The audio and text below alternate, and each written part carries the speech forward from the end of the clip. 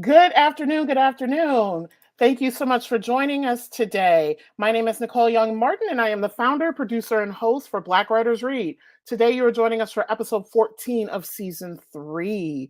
I cannot believe that we are officially in spring, but given my dandelions in the background, given the sneezing I do every 5 or 10 minutes, we are here. We have the proof. So let's go ahead and get started in today's conversation.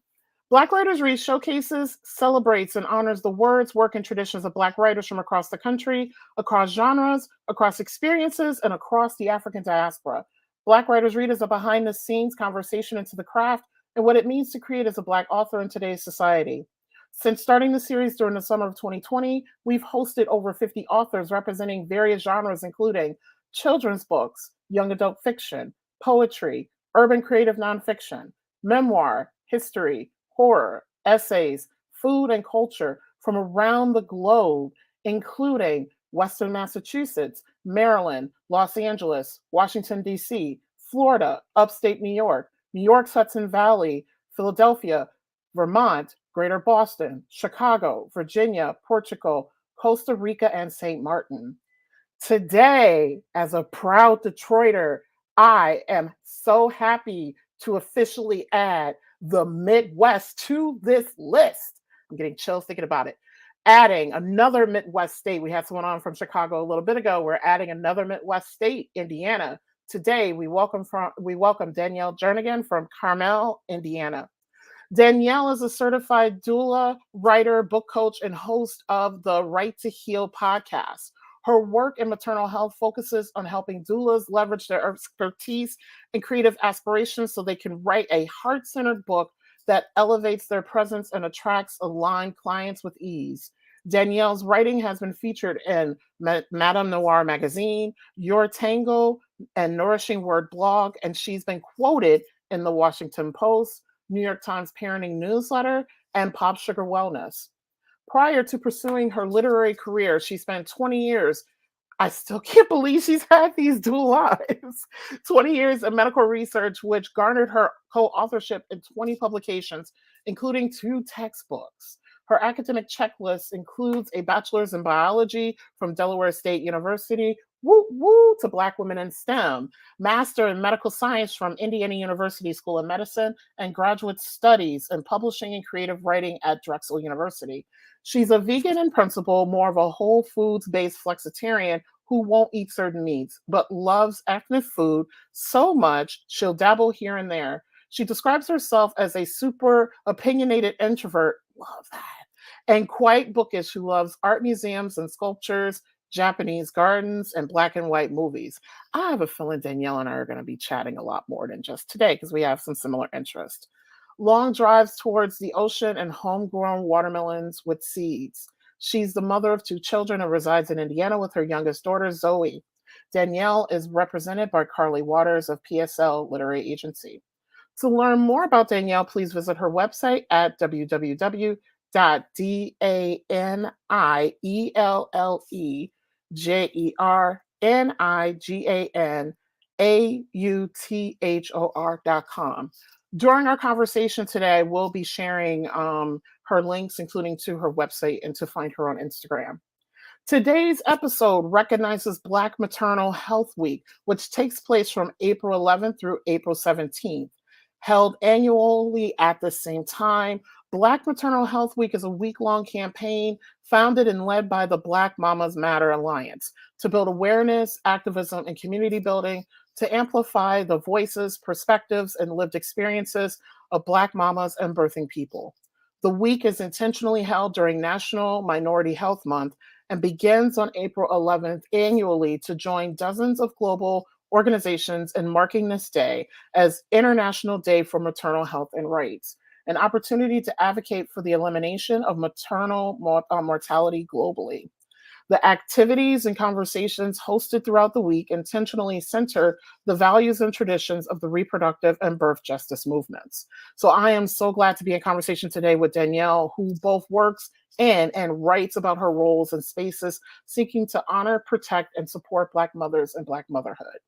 So for those of you who are new to Black Writers Read, here's the format of today's conversation. Danielle and I will chat about her work, If time remains at the end of our conversation, we'll open it up to questions and answers for those of you who are joining us today. We have viewers joining us from both Facebook and YouTube. If you have a question, please feel free to include it in the comment section on the platform where you're joining us from today. I will compile the questions and either pose them to our guests following our conversation or insert them during an appropriate time within our chat.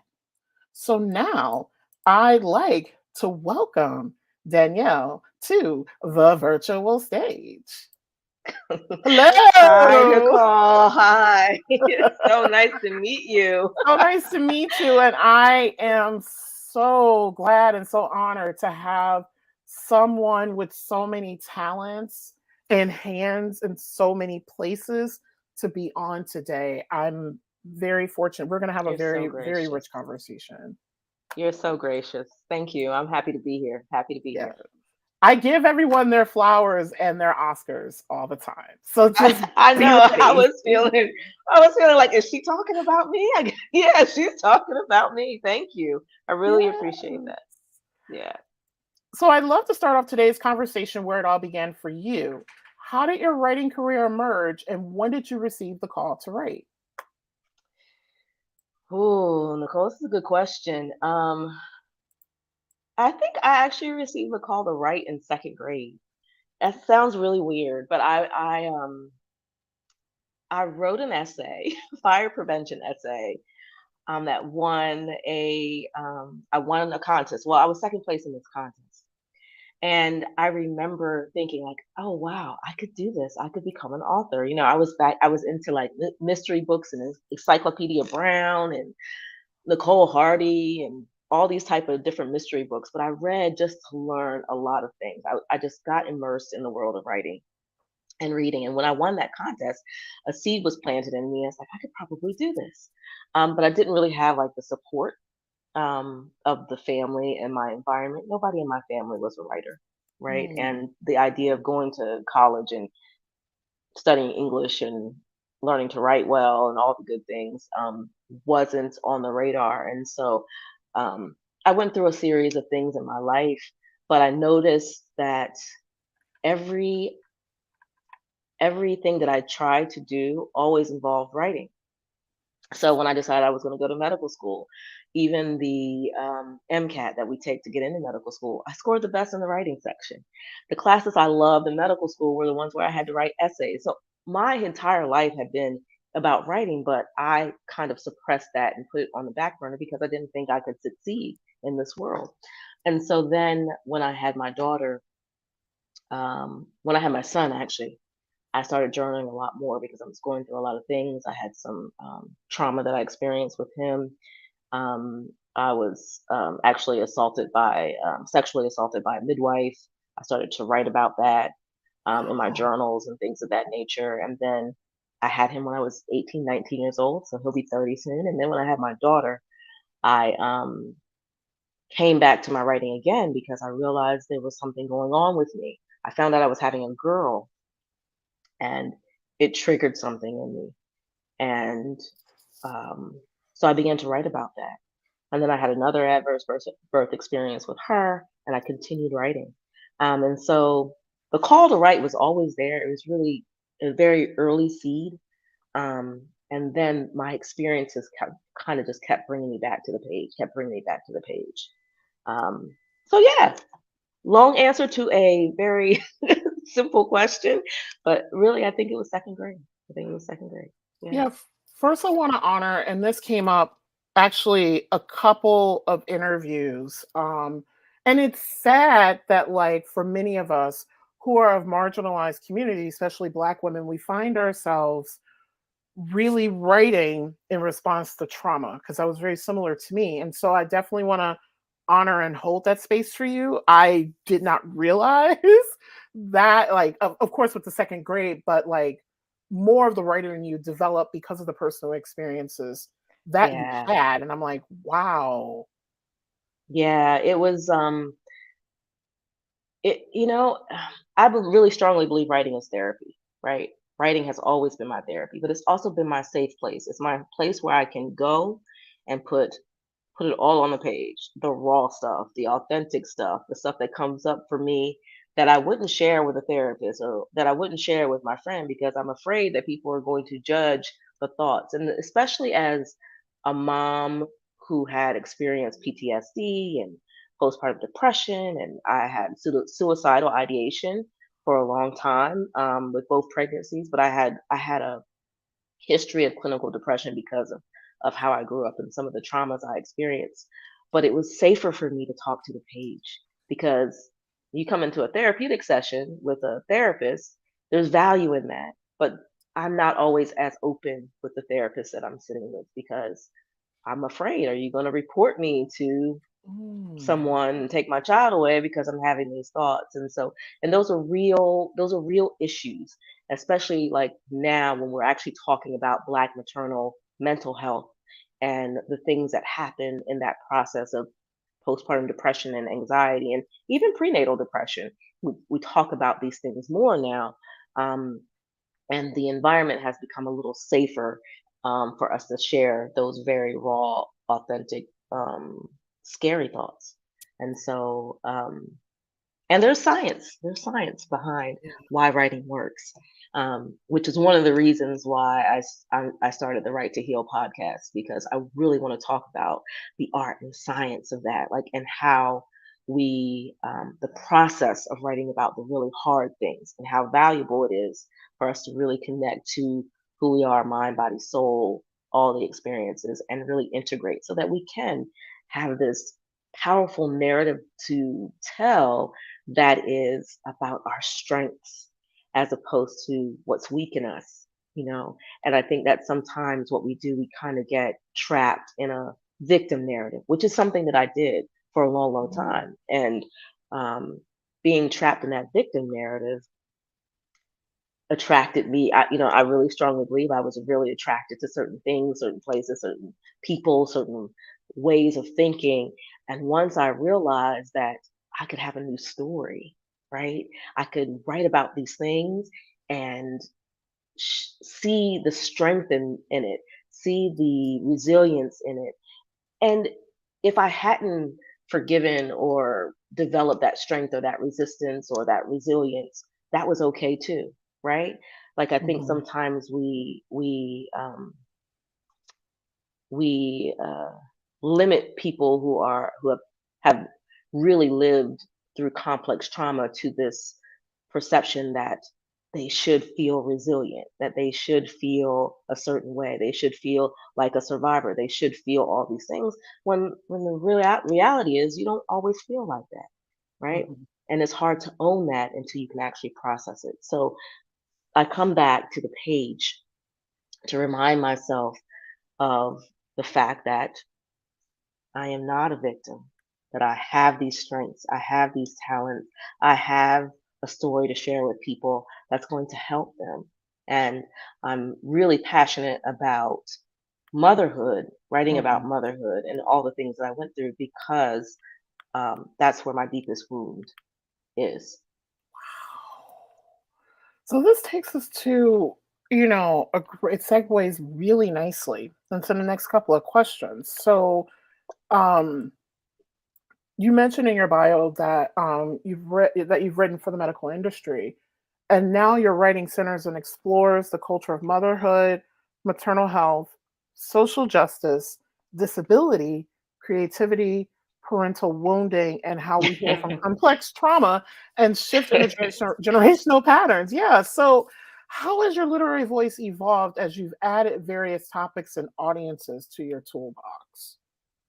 Oh, that's a great question. Um, it's it's still evolving, right? Hmm. See, I used to write in silence, and now I write in front of people.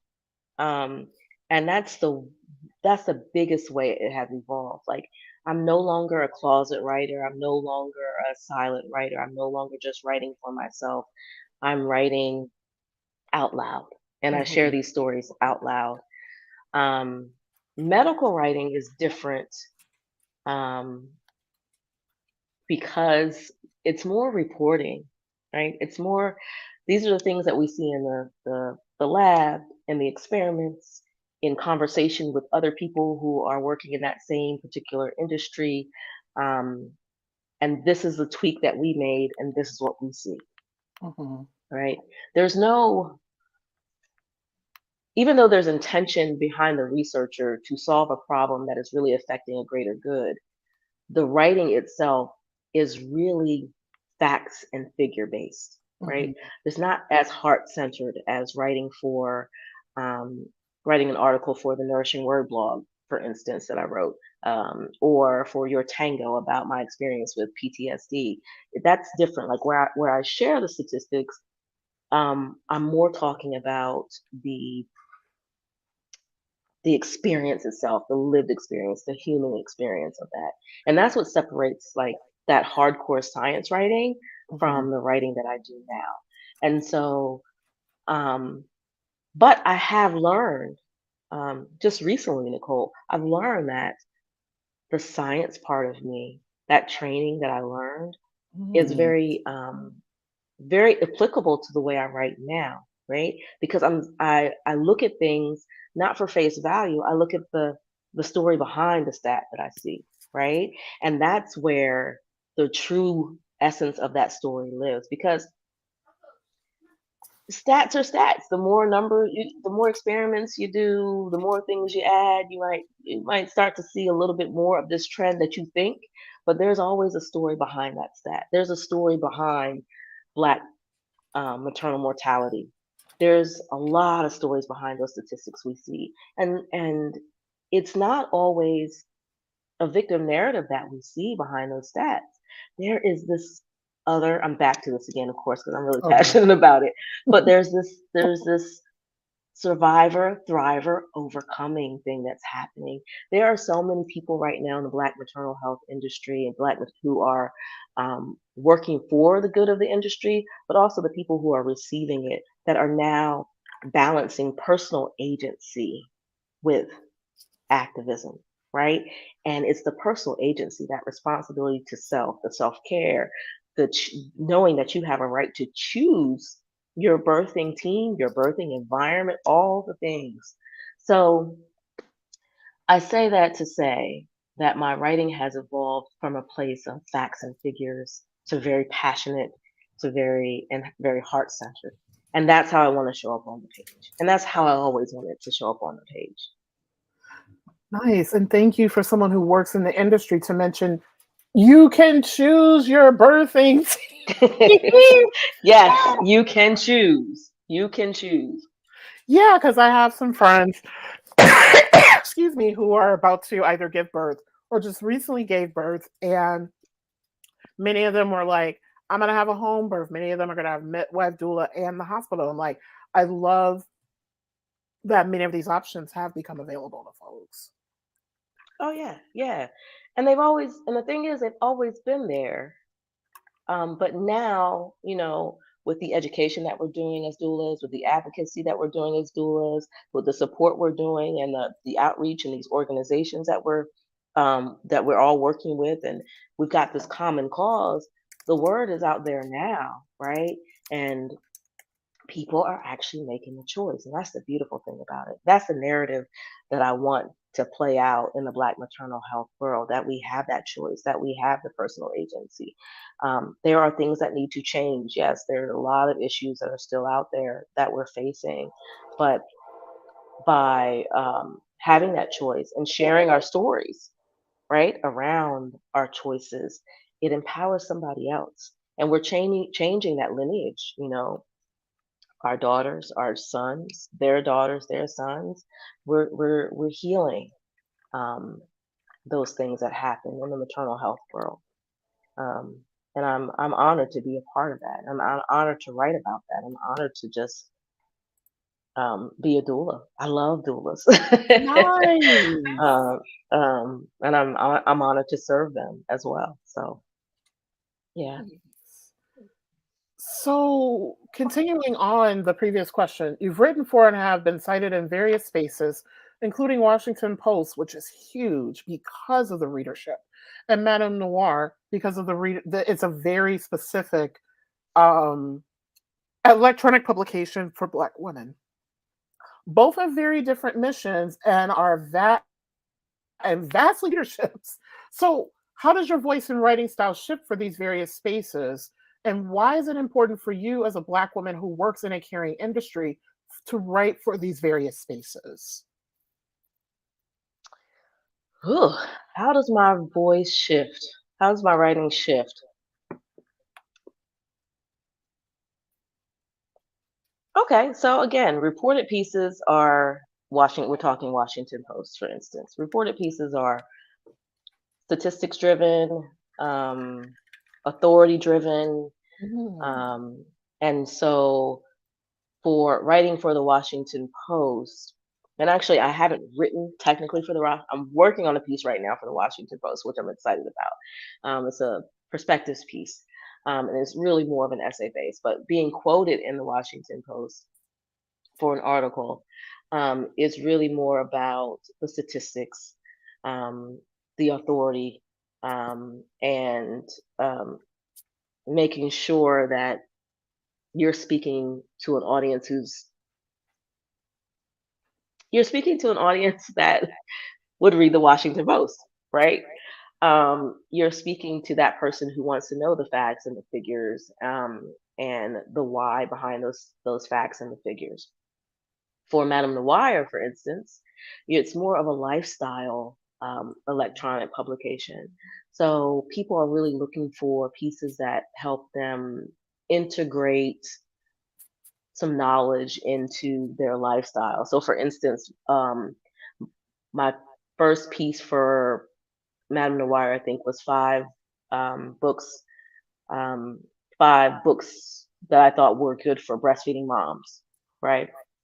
And so that is a resource for Black moms, right?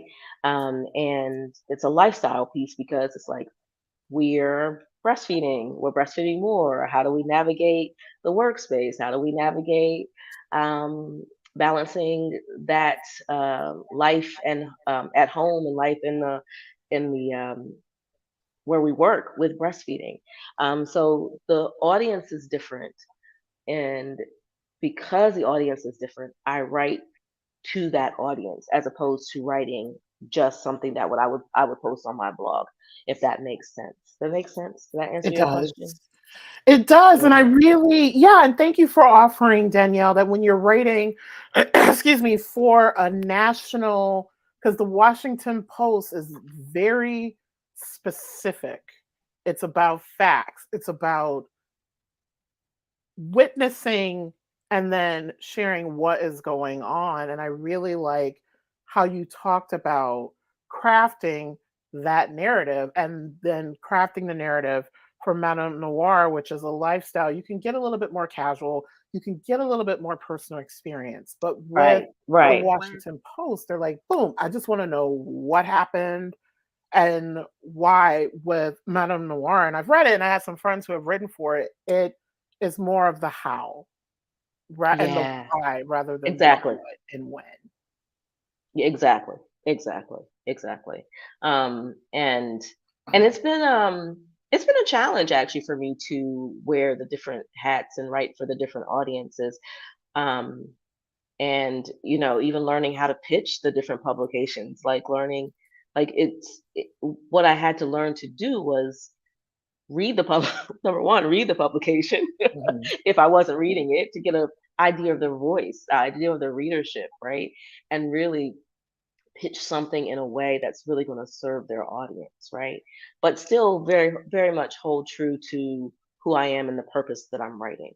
And so that has been um, something I learned from another writer, Adipa Nelson. I don't know if you know her, but she wrote "Ain't That a Mother?" And shout out to Deepa if you're in the audience or listening to this, but she really mentored me on that pitch process, because there's an art and science to the pitching process too that you don't that I didn't learn in the medical research world, right? And so all of that you take into account when you want to reach these different platforms and these different publications and these different audiences. So Nice. Your work as a doula writer, excuse me, book coach, allergies again, and podcast content creator meets at extremely multiple intersections. Doing this type of work can lend itself to advocating for others. So, can you talk about why is it important for you to write from these intersections, and then how does this work in each of these areas influence your own writing? Huh. This was a good question. This is a good question. Um, it's important for me to write from these intersections because um, I think it still comes down to the fact that I believe writing is powerful. I believe writing is healing. I believe that um, the work in the different areas that I do, podcasting as a book coach, as a writer, as a doula, um, they they span the different type of people who I want to talk to, right? So if you got Mm. the podcast, right, and you think about moms or doulas who are busy and they're attending births or they're on the way to a birth or all those particular things, right? Um, it's easier for them to take in a 15-minute podcast episode because they're on the move, right? They're breastfeeding the baby or they're on the way to a postpartum client. As a book coach, I speak specifically to doulas and birth workers. I'm not speaking to moms as well because I also offer birth story workshops. Um, but as a book coach, I'm speaking to doulas because I believe that doulas have an expertise and a knowledge that needs to be out there. Um, we serve moms and families in a way that midwives don't, that doctors don't, that nurses don't, that birth centers don't, that hospitals don't. We have a deep knowledge about the personal, right? Mm. About what it's like to be in that mom's home, what it's like her dynamic, right? When you remove a person from their environment, a lot of times what they do is they adapt to that environment. So a mom was going to adapt to the birth center or the doctor or the hospital. Um, but as a doula, we come to you, we come to your home, and we are that 100% constant presence in your life.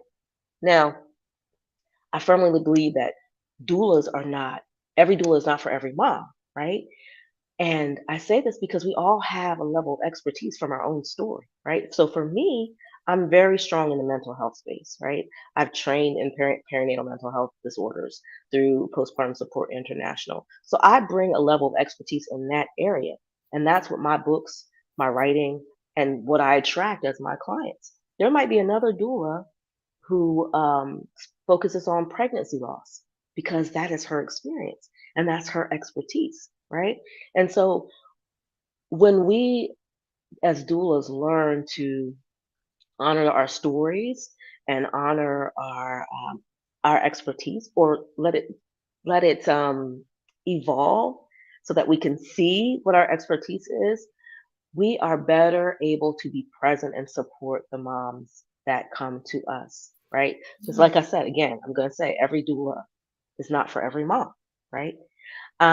And as a writer, um, I write about the experiences that have affected me as a mother and a woman. And that's important to me because mothering is important to me. When I started writing um, about motherhood in particular, one of the questions I was pondering was how can um, sorry, I told you I might get emotional, but Oh, how sure. can I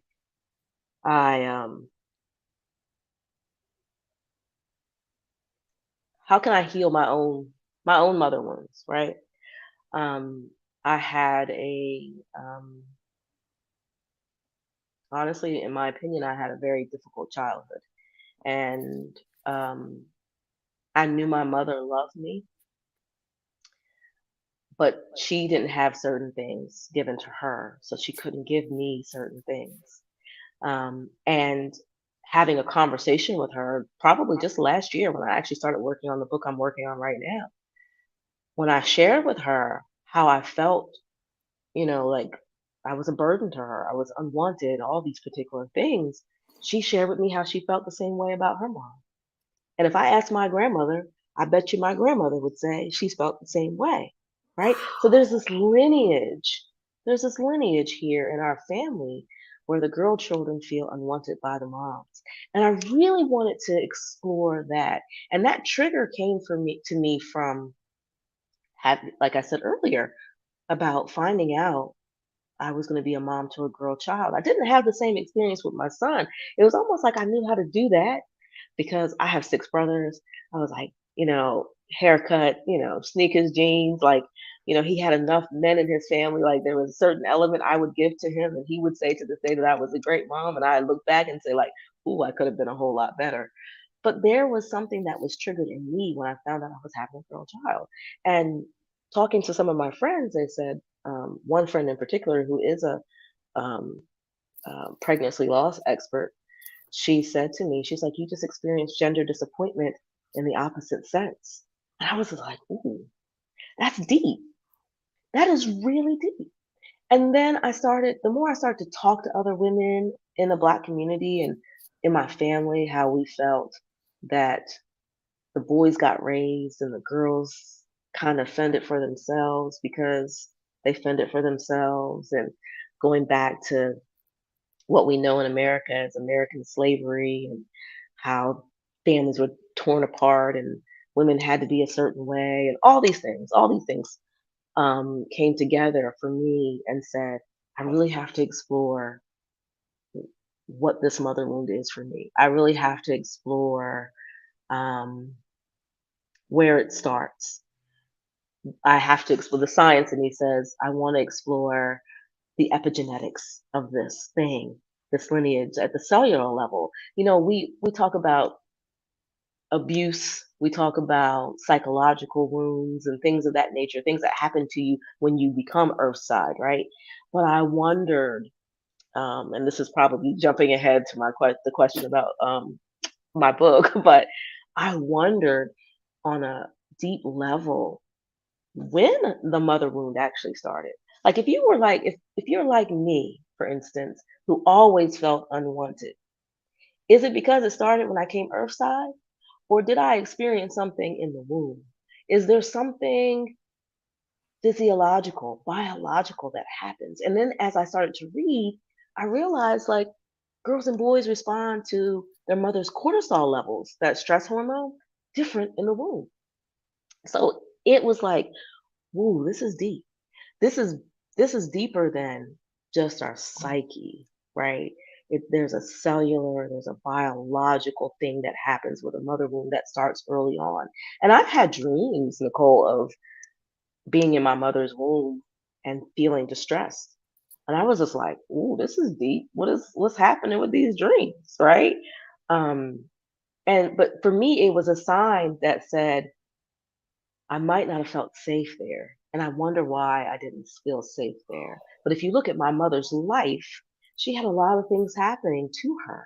She had a lot of pain. She had a lot of abuse in her life. She had a lot of things that were out of her control back then. And so if I'm sensing that I'm distressed in the womb, I'm probably sensing my mother's fear, right?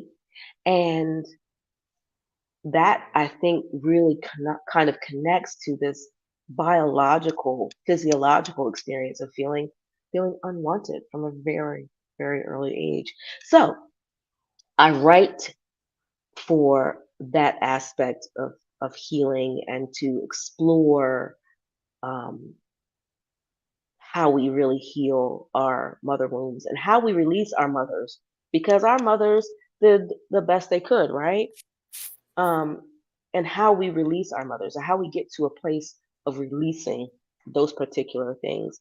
And that intersects with my work as a doula and the podcast because I'm really about healing the lineage. I'm really about changing the dynamic for children. I'm really about helping mothers show up in a way for their daughters and their sons, but particularly daughters, because um, we are special creatures. Women are special creatures in a way that we break through. Um, if we have it in our family, we break through that lineage of wounding um, to our girl children. And so that's how everything kind of intersects and comes together. And I'm glad you asked that question because I really hadn't thought about how all those pieces tie together until just now with that question. That's it. So one of the things that I want to, and like I mentioned when you and I talked earlier before getting on air, our conversation today is just the beginning of a relationship. Um, Briefly before I go into a couple of questions to wrap up our conversation, I do hope that you and I have an opportunity to work together creatively. So my experience with my mother and her mother and their mothers, it's the complete opposite, but it's very similar with regards to what is the responsibility that they hold. So my mom, she dealt with significant mental illness issues, like tons that I don't want to get into here, but it really impacted how she mothered. I remember, and both my parents have since passed on. They passed a couple of years ago. So my mom, and now your conversation about your mom made me think about this. So my mom, my brother and I, we're 15 years apart. My mom had a conversation with my dad a year before she died saying, so my brother, he just turned like 18, 19, went off to college. He became more independent. And my mom literally said, and I hope I don't cry. My mom literally said, I don't know what my identity is outside of being a mother. I don't know who I am anymore. And then a year later she died. And Oh, it just clicked with me just hearing your story about the mother wounds. Like my mom was so wrapped up in her identity as a mother to where when she felt like she released her flock, she didn't know who she was anymore. And like she stopped taking all of her meds, including her like psychiatric stuff.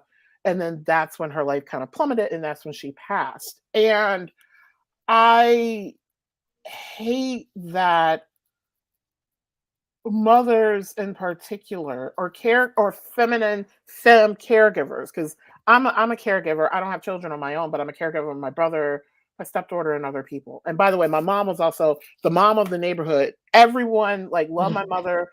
At the school she worked at, everybody's like, "This my mom," and I'm like, I don't want to have to fight for yeah. my mama. But That was my mama but too. right. But the thing in that, it's like what, like especially with Black mothers. There may be other, marginalized identities, but I'm speaking from my own experience. It's like caregivers, like we give so much of ourselves because I did it, and taking care of other people and my mom too, to where you don't know who you are anymore. And this is where the possible collaboration with you comes in. I've been wanting to write a play about that for the longest time, Oh, but mentally I'm not ready to do it by myself because it's so much. Like my mom died in 2015, and it was hard because she died suddenly. um like she visits me in my dreams. I journal about her a lot, and I can exist in that space by myself, but trying to write something publicly, and I know the story needs to be shared, I'm not ready. But I'm also somebody, I love collaborating with others, and hearing about your book, Healing Mother Wounds, I was like, wait a minute, hold up. I was like, I can probably not, I'm a collaborator, so I don't want to propose something without talking to you about it. But I was like, I can easily adapt what Danielle writes into a script easily, oh my easily. gosh.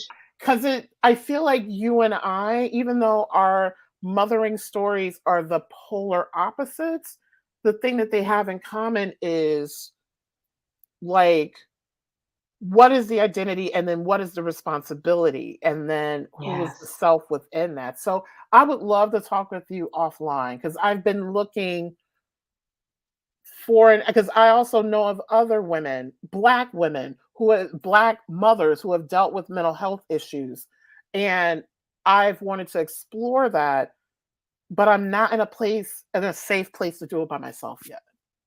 Yes, yes, I completely understand. And I first want to say, I'm holding space for you, for your loss of your mother. Thank you. And in that way, my mom is still here, so I don't, I can't, I can't empathize, but I do have sympathy for you. And I agree with you. I think that the identity piece, the mental illness piece of motherhood is something that definitely needs to be explored more. Um, and part of it is that we don't understand matrescence. It's the same. Matrescence is a French word. It's an anthropological term, but it's the whole process of becoming a mother. There are certain things that are pretty normal, right? And then there are certain things that are not normal. And then I think a lot of times with our identity, we as mothers, we go all in. We Mhm. forget who we were, right? And we lose that essence of who we are. Or did we ever have it from the beginning? So um, I love where you're going with that whole idea of like working together and a script and all the things. But that's what I pretty much do as a book coach. I don't work usually with people with scripts. I've never done Yeah. that. But I hold that accountability there, right? There's that accountability space. There's that writing through the hard things, and that's what my podcast is about. It's like I talk about the process of writing through the hard things because it is really hard to write about those hard things. We think we're not supposed to be writing because we're crying and we're having these emotional breakdowns and we don't want to come back to the page for a week or 2 weeks or what have you. But in actuality, that script, that first manuscript, that first play script, all of the things is going to be so sacred because it's going to have much, there's going to be so much healing for you. And there's going to be so much that you learn by just getting it on the page, the process of getting it on the page, right? And that's where the other things I do as a yoga person, a meditation person, all the wellness part, that's where that comes in because I'm not just about getting the words on the page. I'm about that process of actually writing through it. And yeah, I would love to talk more with you about your script and about your story and about how that would make a beautiful, deeply empathetic, resonating play for a lot of women that I know and that you also know, and um, even exploring the dichotomy of our experiences, like your experience versus my experience, and um, having um, having those different mothering experiences would definitely lend well to a play. That would be great. Okay, Yeah. I'm sorry. No, no, I'm no. This is long-winded. exact. No, this is exactly. Excuse me. What the space is for. So I want to launch into the question, because we have just a couple of minutes left, and I want to make sure that we get the breadth of your work out there for folks. When is the podcast launching, and then how can people support you, and how can people find it? The podcast. Oh goodness, can you still hear me? I lost my earbud there, girlfriend. Yay! Um, the official launch date of the podcast is, I gotta check again because my marketing consultant, we kept pushing the date back because of all the things I was telling you. I was going through some stuff and I had lost my voice, and so I couldn't batch record. Um, but it is launching the week after Mother's Day, so May 21st or May Mm. 14th. When is Mother's Day? The 13th? Oh, hold on. Let me get my calendar. Do. Interruption. Ba, ba, ba, Yes, ba. the week after Mother's Day, so the 21st of May, Sunday, May 21st, it will be launching. Um, and it's going to be on Apple, of course, Spotify. It'll probably be on all the sites, iHeartRadio, those are the three platforms I'm working on, getting it on right now. The trailer will be out Mother's Day, and then we'll launch the first episode the week after. So, did I answer your question? Yes, you did. So, like, you're Okay, answering good. everything so beautifully. Um, Oh, you wanted to know some insight about the podcast? 'Cause I've been yes, talking about it the whole yes. entire time, but it really is a podcast about writing through the hard things. It's not necessarily a craft um, podcast. It's a wellness and writing podcast where we talk about how we show up to the page to write, the things that you need to support yourself through writing about the hard things. We'll talk about trauma narratives because I'm a doula. I'm going to talk a lot about birth narratives and birth trauma, all the things. We're going to talk about the physiological responses to writing. We'll talk about the art of it. We'll talk about um, how it's just as effective. People might slam me for this, but research shows that it's just as effective as therapy and meditation and yoga for processing and actually working through the hard things. And so I'm really excited about it. Um, and the more I talk about it and the more I create the episodes, the more excited I'm about it because I get to blend my love of art and my love of science and my love of healing in a space and hope that others benefit from it. So, a lot of the ancillary things that I'm doing with it are journal challenges and meditations and book coaching. I'm gonna do some coaching on air with some of my clients. So it's gonna be pretty exciting, I think. A nice new podcast in the writing world. So Yeah, I will be contacting you about that as well because I would love because I do. Once I get my dissertation done, I'm going to be throwing myself back into my creative writing, and I have a lot of things, like so many things. Oh, I can't wait. yeah. Next to last question. Uh, so you and we've talked a little bit about this, about your experience writing about the hard things. And I live near a train track. This is the third train that's gone by. And you may hear it on air. And I just have to call it out. When I was putting together these questions and thinking about the other authors that I've had on, because I now my assistant Candace was like, you need to start asking this question to all of the writers because of the space in which writers of color in particular exist. We not only just write for ourselves, but we write for others. And a lot of times we're either writing out the trauma and the PTSD for ourselves or advocating to write out the PTSD and the trauma for others. And so, in that, there's a lot of vulnerability. There's a lot of, self triggering. So, what is your self care plan when you write and explore these topics? And then how do you self check when gifting life to voices writing from that particular space? Ooh, good question. Um, I'm a big yogi, right? So Mm. yeah, I'm a experienced yoga teacher. I still teach prenatal yoga um, and regular yoga at a community center here, but those practices sustain me. So I do a lot of breath work. I do a lot of movement on my mat. I do a lot of journaling after I actually practice. So for me, I I really think that my body stores things. And so for me, I have to really move to really bring up the emotions and process the emotions and all the things when I write. And so now I've gotten to the point where I do my breath work. Um, I make a plan of action for after my writing session, and then I follow after my writing session. I follow that plan of action, even if I feel like I wrote something that was joyous and overcoming and light. I still do the practice because I'll find that there's still some emotion that I have to process. And if it's just joy that I get on the yoga mat, and I'm just happy and I'm zooming and going through that's fine too. but I have to move, I have to breathe, and I have to write. Those are the things. Those are the things. I have to write about my writing. I have to move after I write. I have to breathe through my writing. And so, and the same thing goes for when I'm actually coaching a client. I do the same thing.